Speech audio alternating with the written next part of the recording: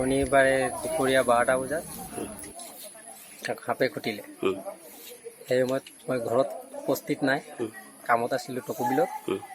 মোৰ লগৰ ল'ৰা দুটামানে ফোন কৰিলে যে এনেকৈ তোমাৰ ঘটনাটো হৈছে। সেই সময়ত মই ৰড এডাল বান্ধি আছিলোঁ।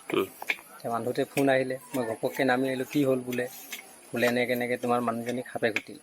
ধৰা পকা কৰিলোঁ, আৰাম পালে, আনিলোঁ ঘৰত ধুনীয়াকৈ কথা বতৰা পাতিলে। বেজে ক'লে বোলে নোৱাৰিম বুলি। মই আৰু কেইবা জেগাত ফোন কৰিলোঁ, সিহঁতি ক'লে বোলে এইটো লৈ লাভ নাই, এইটো গোটেই বিষটো মানে শৰীৰত প্ৰৱেশ কৰিলে। এতিয়া আপোনাৰ কি কৰিম বুলি ভাবিছে?